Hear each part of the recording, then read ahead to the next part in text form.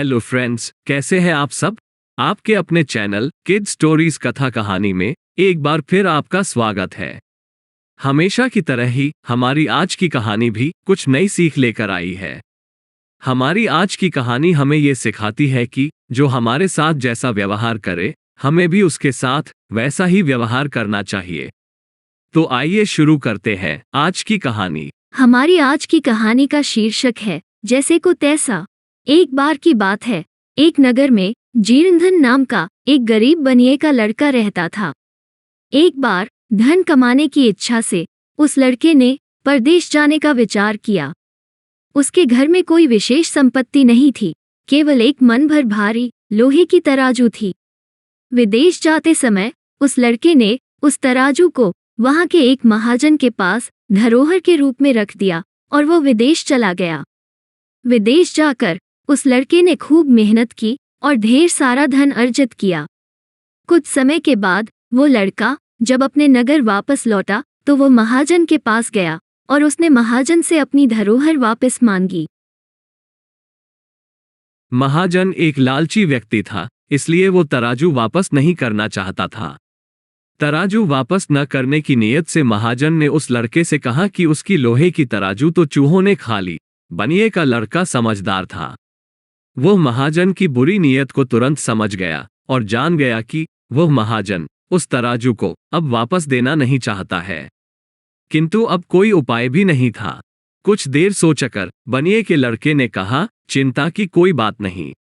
जब तराजू चूहों ने खा डाली है तो इसमें चूहों का दोष है, तुम्हारा नहीं।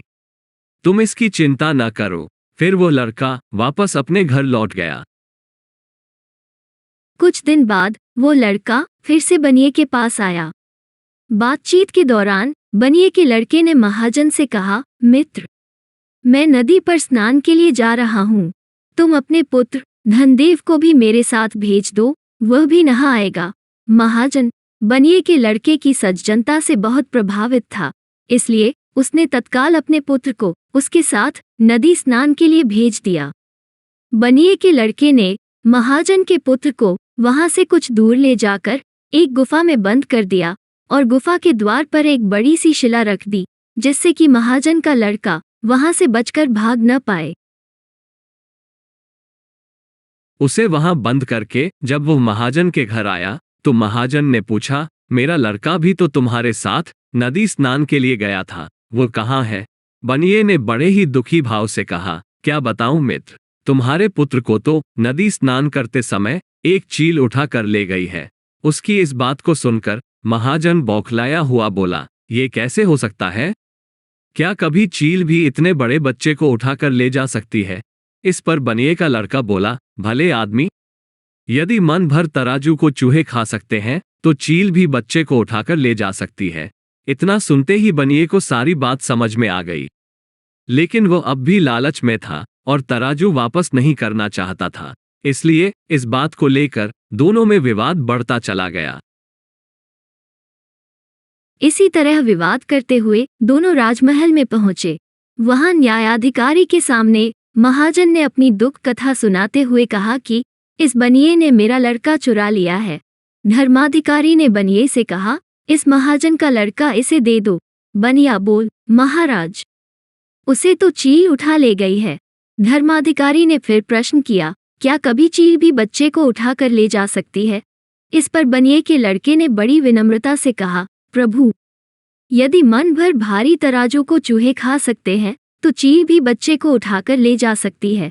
बनिए के लड़के की बात को सुनकर धर्माधिकारी तुरंत सारा मामला समझ गया।